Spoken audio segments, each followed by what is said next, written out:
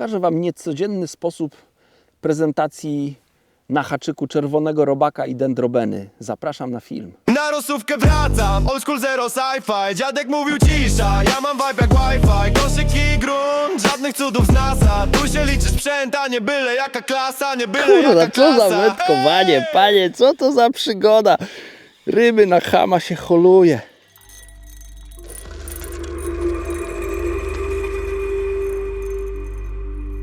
Ledwo zdążyliśmy na miejscówkę, to znaczy Michał zdążył, bo jak ja bym jechał, to bym nie zdążył. Chłop przede mną akurat za mostkiem w lewo, ja za nim i stanął przy miejscówce i się rozglądał. Rano zimno, szron na szybach, mnie też zimno, więc całe szczęście, że jest ten. To jest mata, ale tymczasowo sobie ją wsadzę tutaj za pazuchę i tak się opatulę, żeby było ciepło.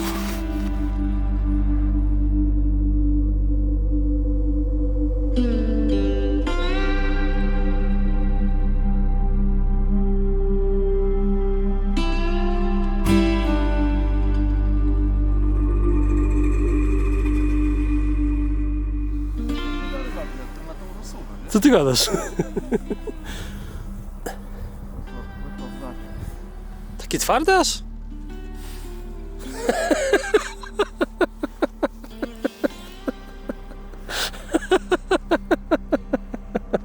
Co się kurna śmiesz? Metoda dziadków. Mamy małolaty łowimy. Słuchajcie, zobaczcie. No piękna rybka, tylko że mała. A zobaczcie, na jaką ona wzięła przynętę. Czekaj, ja ci zostawię tą przynętę, żebyś nie był poszkodowany. Ale agent, co?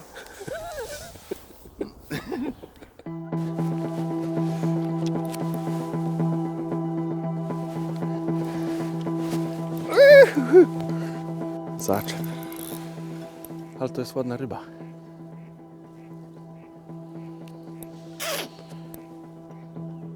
Serio? Wiesz, ściągasz ciężarek i tego nie czujesz, ale one gdzieś tam mają swoje sztuczki. Tak się odgiąłem, jakby wędka teraz piardła, to leży na plecach, co?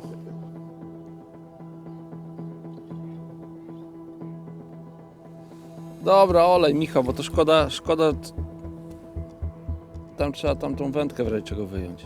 Dzisiejsza wyprawa przypomina trochę polowanie, bo nie nęcę żadnego miejsca, tylko staram się zapolować na przepływające ryby tutaj w tym rejonie. To jest takie miejsce, gdzie dno jest normalnie latem bardzo gęsto zarośnięte kaczeńcem, grzybieniem. Nie wiem, no jest tutaj zielony dywan na powierzchni i chyba w latem to raczej tu się nie da łowić. Natomiast teraz po zimie to miejsce, no na powierzchni nie ma nic zielonego, ale na dnie jest bardzo dużo resztek roślinności, więc one na pewno będą utrudniać łowienie. Metoda naszych ojców, naszych dziadów, czy może nawet i pradziadów, czyli łowienie na rosówkę bez żadnego koszyczka, tylko ciężarek, 50-centymetrowy przypon i na końcu jest rosówka. O tym zestawie opowiem trochę później, bo troszkę go rozwinąłem. Myślę, że ani miejscowi, ani nasi tam przodkowie tak nie łowili. Natomiast ja tutaj taki troszkę unowocześniłem, powiedzmy, ten stary sposób. Początek dnia był dla nas leniwy, bo oprócz tego filmu jeszcze musieliśmy jakieś inne rzeczy nagrać i byliśmy zajęci z Michałem na górze nagrywaniem jakichś innych filmów i Michał mówi, ty branie chyba, bo coś tak trzęsie tym twoim stojakiem. Zaciąłem. Wydaje mi się, że poczułem mocne szarpnięcia, natomiast no, po chwili też poczułem, że zestaw jest w zaczepie. Michał próbował jeszcze jakoś ten zaczep uratować, wszedł do wody, próbował pod różnymi kątami no, gdzieś tam tą żyłkę odstrzelić czy uwolnić z zaczepu. Niestety się nie udało i ryba tym razem wygrała, natomiast no, walczymy dalej i zobaczymy. No, mam nadzieję, że coś dzisiaj się skupi. Kołowrotek śpiewa, adrenalina wzrasta. Stara szkoła działa, nie trzeba cudów z miasta. Sprzęt robi robotę, pewna każda akcja, bo tu liczy się doświadczenie, nie tylko dekoracja. Ojejku, ile tu jest zaczepów, siedzę już w zaczepie. No i co, taki diabełek zabrał mi lina. Lina albo nie wiem co to było, no coś było. Ciumkało, bo ta szczytówka tak chodziła, mocne branie, ale niestety przegrałem. Część z Was pewnie się zastanowi, po co takie zestawy, takie przynęty, takie sposoby łowienia, na co ja dzisiaj się nastawiam.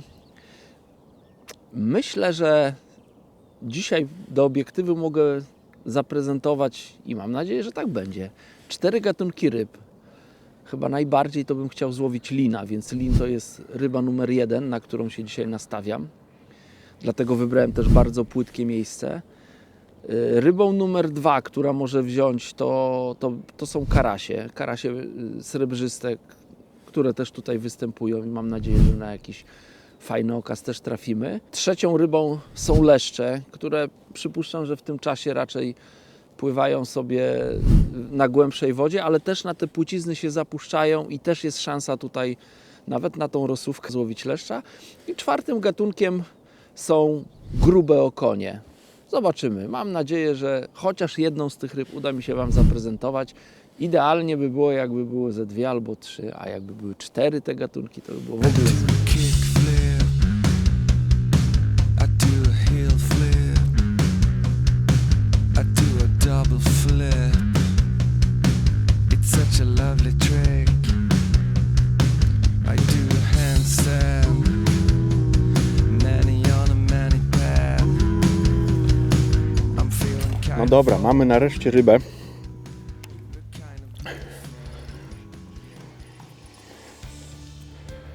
Ładnie chodzi. Ciekawe, co to będzie. Kurczę, ja tej ryby to tak na chama za bardzo nie chcę, bo... No ale ją biorę w sumie na chama, ale boję się, że... Ojejku, znowu w coś wlazła. No i drogi Watsonie, no co my z tym możemy począć, no? No była dobra ryba. Ja wierzę, że jeszcze jest ta ryba, ale... Halo, wypłyń, no daj szansę. Kurde, no przecież ja i tak Ciebie wypuszczę.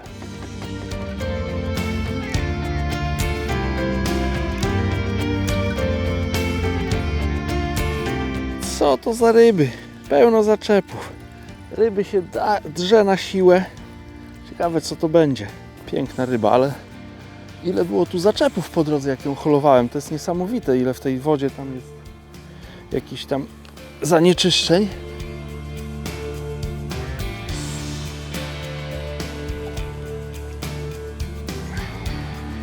Rozpłynęła się w wodzie.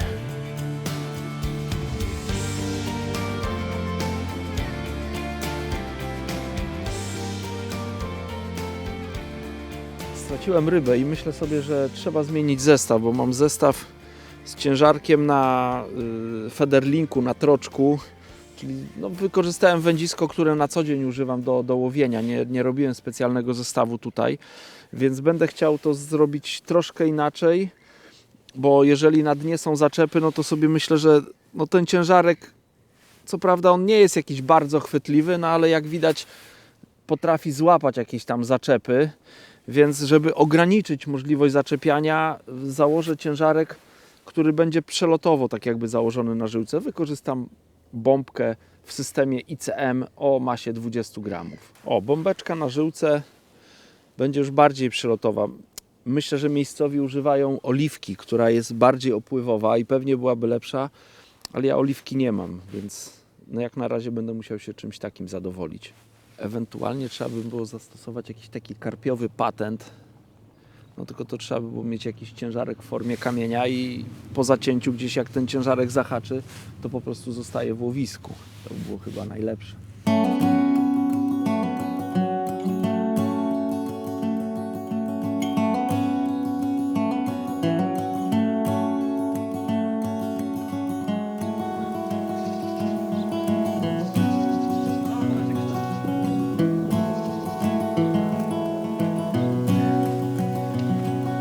Żeby się wywalić przez wzdręgę.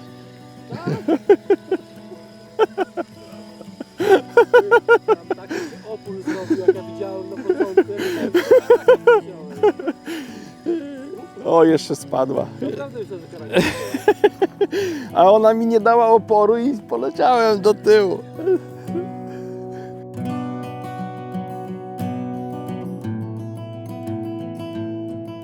Ważne jest przygotowywanie odpowiedniego przyponu. Do tego są nam potrzebne haczyki takie z oczkiem, żeby zawiązać tak zwany węzeł bez węzła, więc podstawą jest haczyk z oczkiem, kawałek żyłki, no bo do takiego wiązania trzeba odciąć kawałek żyłki oraz rapid stop albo push stop, jak kto woli. Akurat tutaj mam ze sobą kosz wędkarski, przechowuję w takich pudełeczkach. O, Mam tutaj ze sobą trochę tych rapid stopów. Nie odrywam z tego uchwyciku, na którym one są fabrycznie montowane. Wygodnie mi się wtedy przekłada przez oczko, więc najpierw pierwszą rzeczą, którą przy wiązaniu przyponu robię, to jest przeprowadzenie żyłki przez oczko. Jak już mam pewność, że żyłka przeszła przez oczko, odrywam push stop od tego elementu, który go utrzymuje i wiążę pętelkę.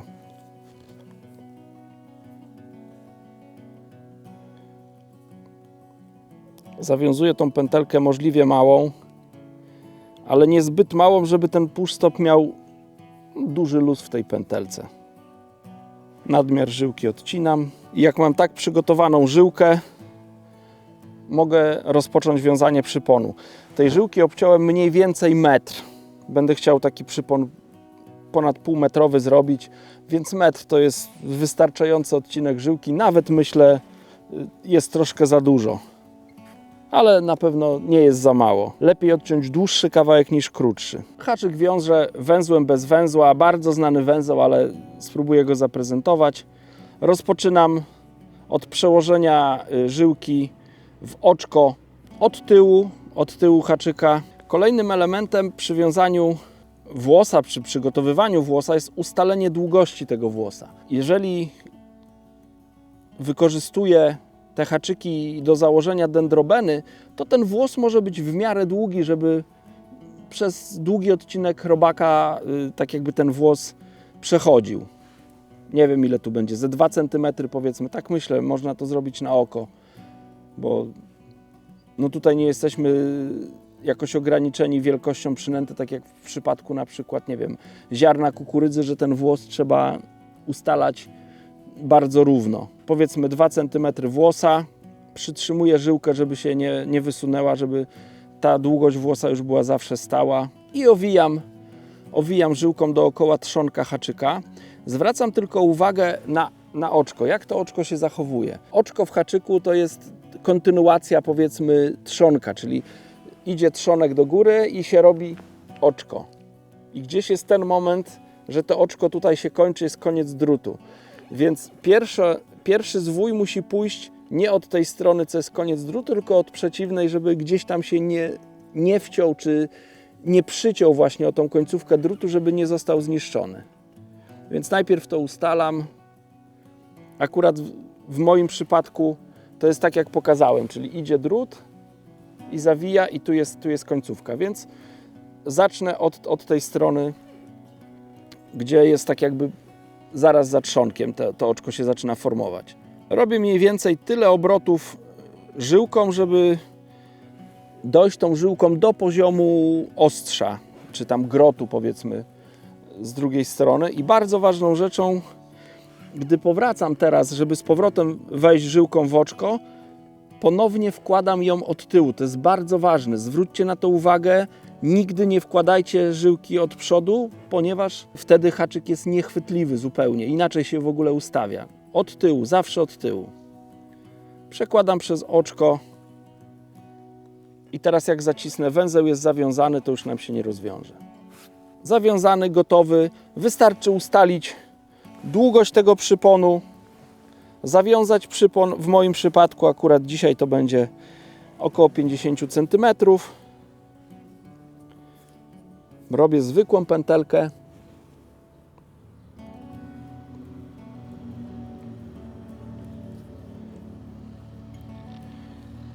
Zaciskam. Odcinam żyłkę. Żyłka za każdym razem do śmietnika, żeby nie było tak, że wyrzucacie żyłkę gdzieś nad wodą. Ja zawsze o to dbam. Na razie odłożyłem tutaj. Natomiast mam tu ze sobą śmietniczkę w puszeczce i to po rybach zawsze ląduje w śmietniku. Przypon jest gotowy, można zakładać na zestaw i łowić. Pokażę teraz, jak na ten przypon założyć dendrobenę bądź rosówkę. Dzisiaj akurat wykorzystuję rosówki, więc zaprezentuję rosówki. Natomiast ten sposób można wykorzystać łowiąc na feder klasyczny w rzekach czy w wodach stojących, leszcze, karasie, liny. Ogólnie to jest sposób zakładania przynęty na duże ryby. Myślę, że na karpie też będzie świetny. Oczywiście, jeśli chcecie łowić karpie na dendrobeny, a nieraz one bywają świetną przynętą. Jeżeli będziecie używać rapid stopów czy push stopów, różnie to się nazywa, bardzo ważna jest igła do push stopa. Zwykły kawałek metalu, troszkę tak jakby zaostrzony na końcu, musi mieć taki kształt, żeby można było umieścić tą igłę, powiedzmy, w środku push stopa. O. Tak to wygląda. Tutaj żyłkę napinam. Wybieram jakąś ładną rosóweczkę. No i tą w rosówkę wbijam push stop. Naciągam na włos. Wychodzę tym push stopem na zewnątrz i układam push stop, żeby stanowił tak jakby taki stoper, żeby z powrotem nie wszedł w przynętę. I takie coś zarzucam w łowisko i na to biorą ryby. Na jedną rzecz chciałem Wam zwrócić uwagę, bo myślę, że wielu z Was może się zdziwić, jak to. Przynęta ma pewnie ponad 10 cm długości, a haczyk jest tylko tu na dole. Jak to jest, że ryba się zaczepi? Muszę przyznać, że kiedyś dokładnie tak samo myślałem. Natomiast taka prezentacja przynęty, czy dendrobeny, czy rosówki, według mnie to jest prezentacja, która najbardziej odpowiada temu, jak ta przynęta wygląda w naturze. Nigdy, jeżeli rosówka wpadnie do wody, czy jakiś robak zostanie wypłukany gdzieś z burty, z brzegu i dostanie się do wody, on nigdy na haczyku nie wygląda taki pokrzywiony, jakby go 5 razy gdzieś tam na tym haczyku założyć. Tak nie wygląda. On leży długi, taki jak patyczek, ewentualnie coś się rusza, natomiast nigdy nie jest taki pokrzywiony, więc ta przynęta wygląda w wodzie naturalnie. Jeżeli ryby zjadają taki właśnie ten prosty, powiedzmy, patyczek, o którym mówię, no to dlaczego mają tego nie zjeść? Chodzi o to, że jak ryba widzi taką przynętę, to ona musi z odpowiednią siłą ją zassać, ona wygląda naturalnie i ją wciąga jak makaron po prostu. Więc nie bójcie się tego typu przynęty, tak założonej przynęty na haczyk, bo to działa. To działa i wygląda w wodzie bardzo naturalnie.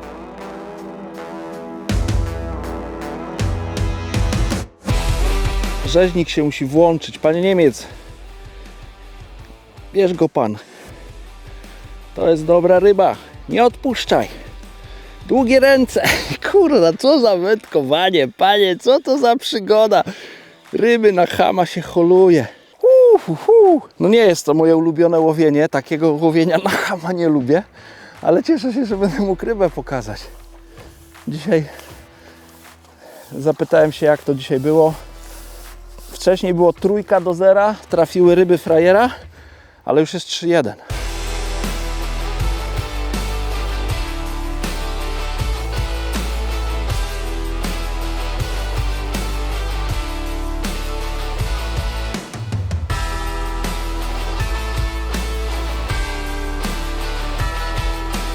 Normalnie rybę bym wypuścił, natomiast tutaj na tym łowisku obowiązuje zakaz wypuszczania karasi, więc muszę go wpuścić do siatki.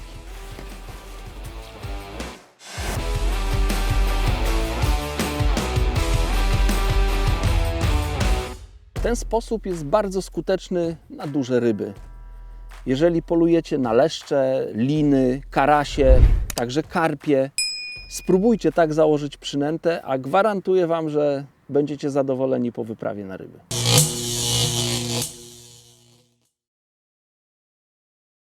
I nic tak nie bierze, nic.